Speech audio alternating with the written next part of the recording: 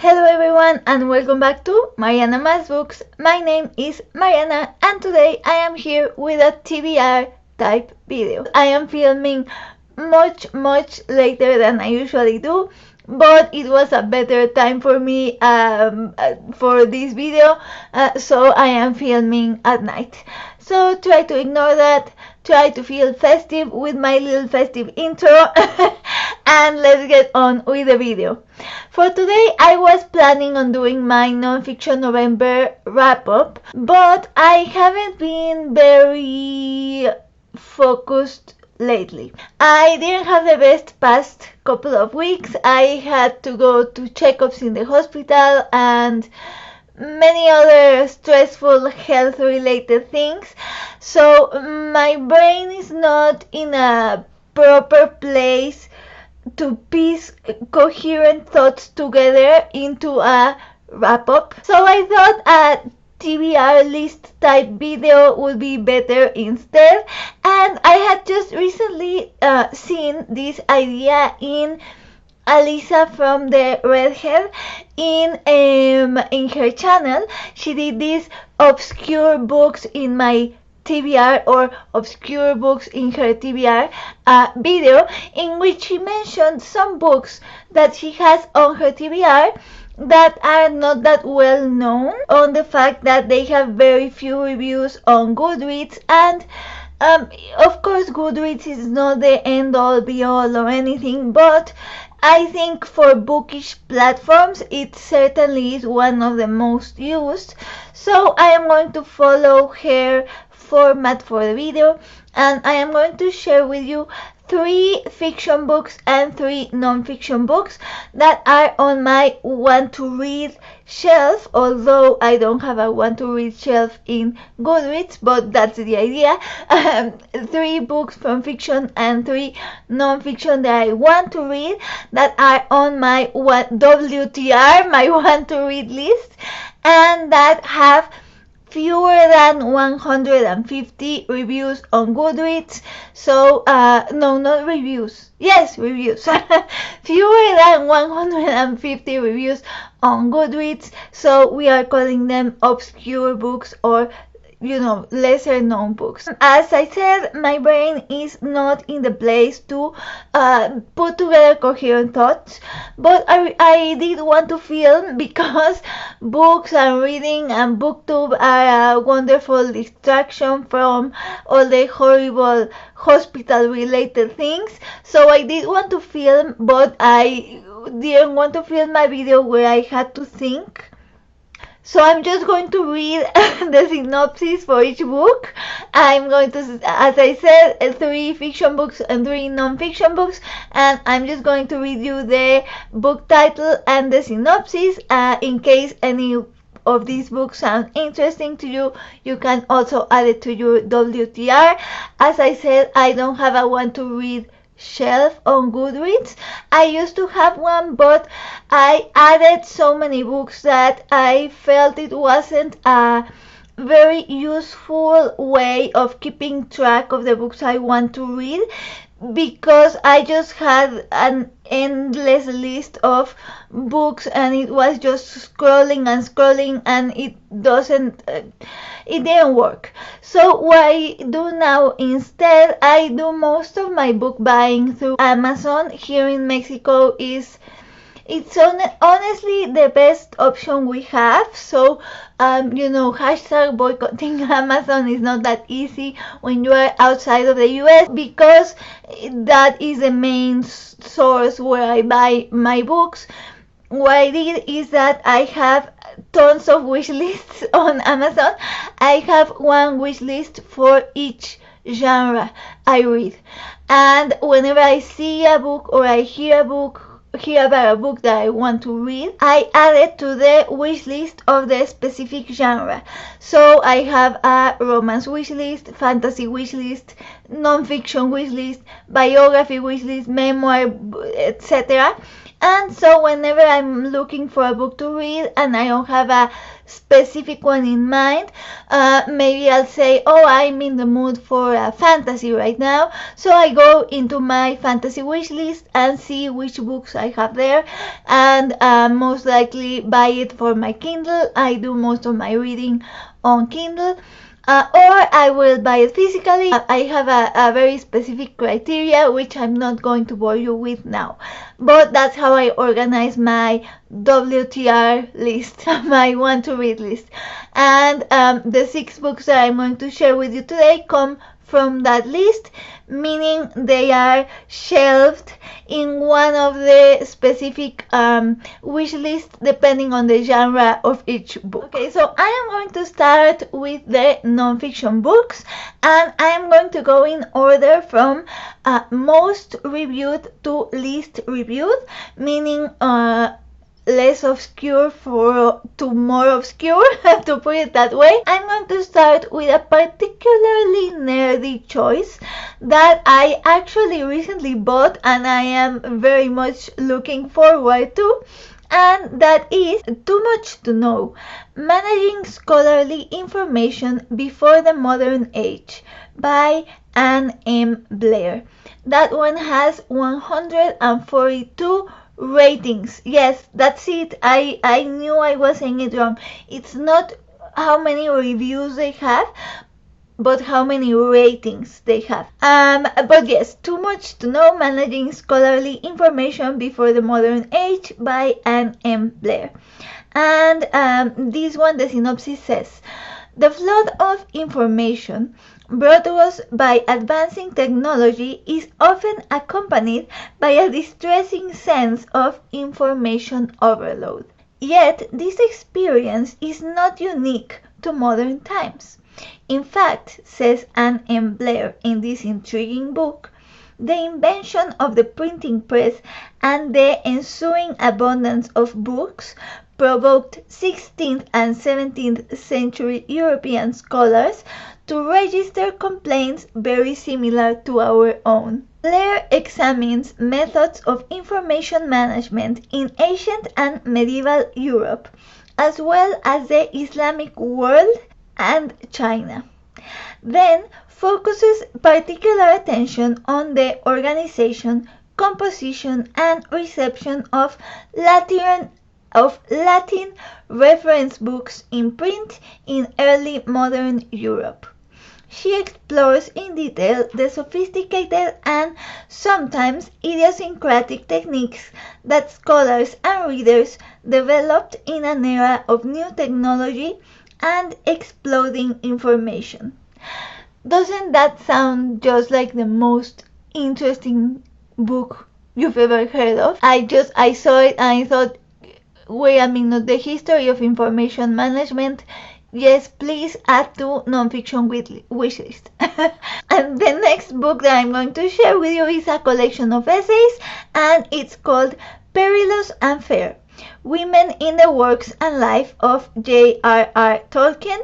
I had to have a Tolkien related book in this video, of course, edited by Janet Brennan Croft and Leslie A. Donovan.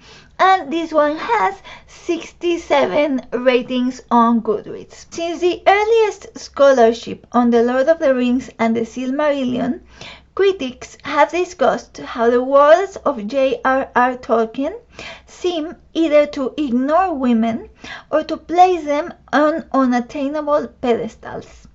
To remedy such claims that Tolkien's fiction has nothing useful or modern to say about women, Perilous and Fair focuses critical attention on views that interpret women in Tolkien's works and life as enacting essential rather than merely supportive roles. Again, fascinating.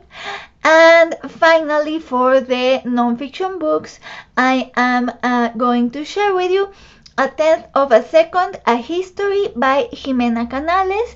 Jimena Canales is a Mexican science historian, and that one only has 19 ratings on Goodreads, so I can I think it's fair to say it's an obscure book.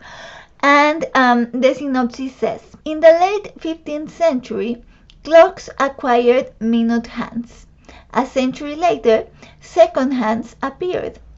But it wasn't until the 1850s that instruments could recognize a tenth of a second.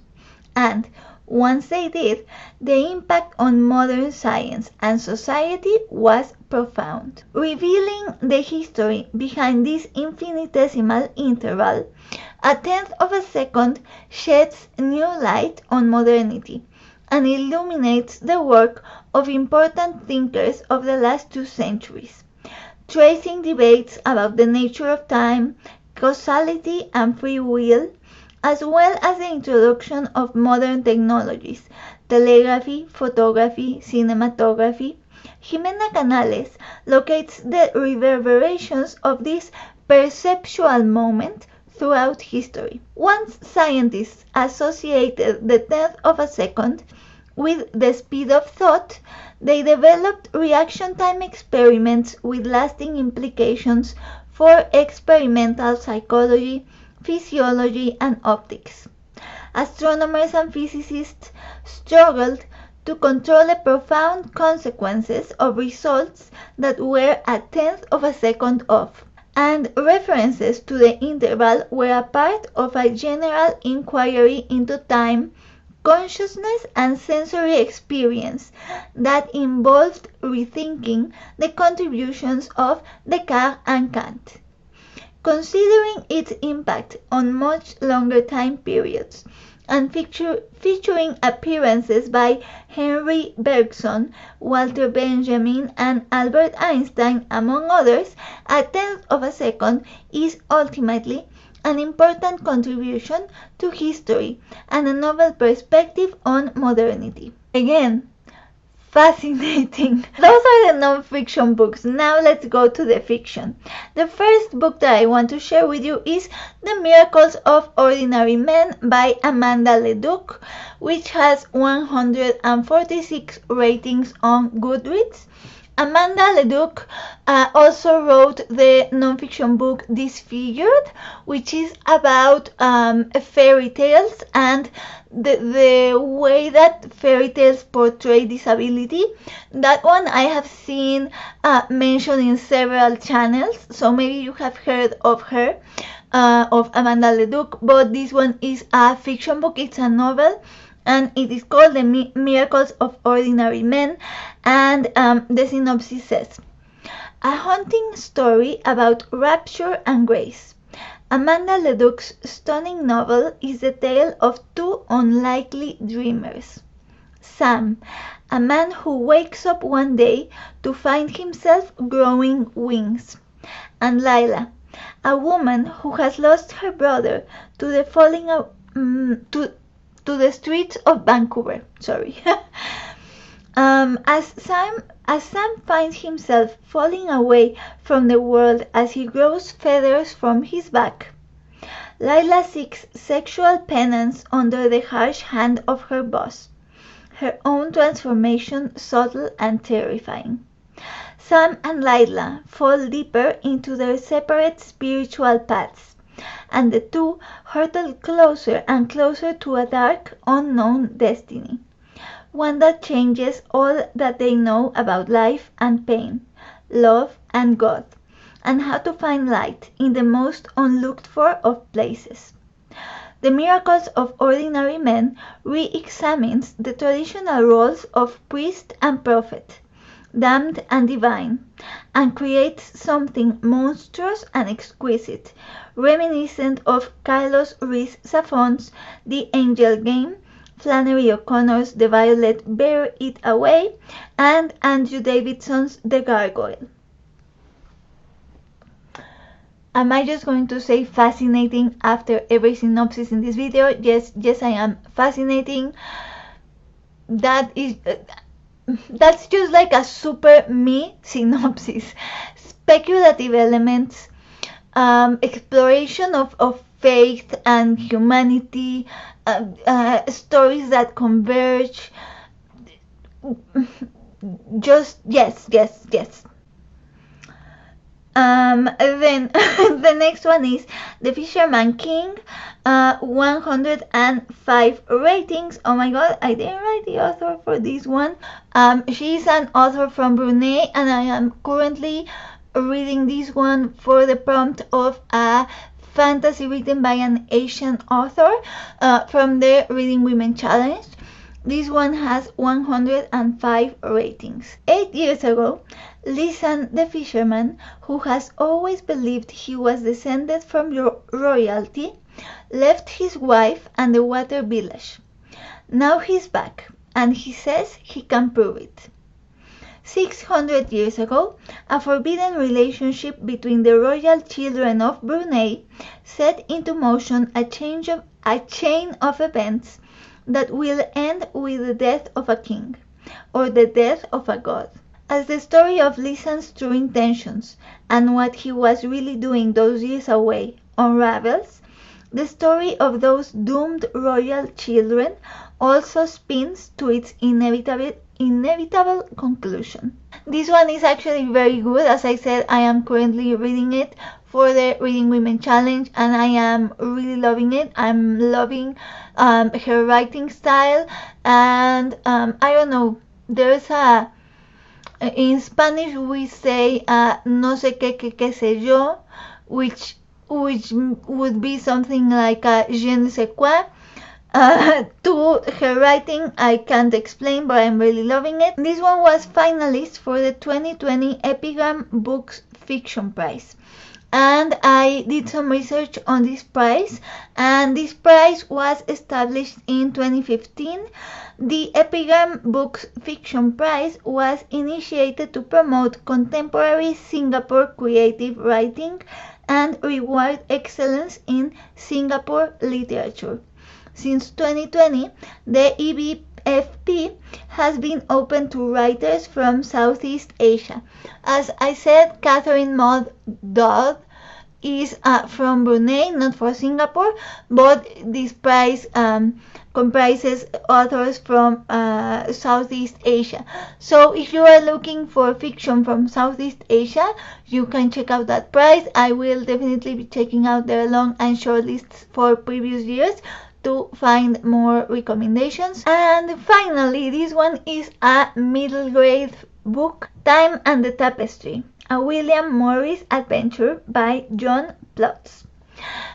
Just quickly about this one, I in my Your Answer Can Be Books tag, I mentioned my current obsession with William Morris, and I was actually looking for books I could read by Morris or about Morris. I wanted to find a biography on Morris, so I googled books about William Morris, and this one came up, and I just the synopsis sounds really good, and I'm going to read it to you, but I just, when I saw the title and the cover and I saw that it was this middle grade adventure book based around Morris's work, it was so random and specific and niche that I just had to add it to my WTR. I mean, I just had to.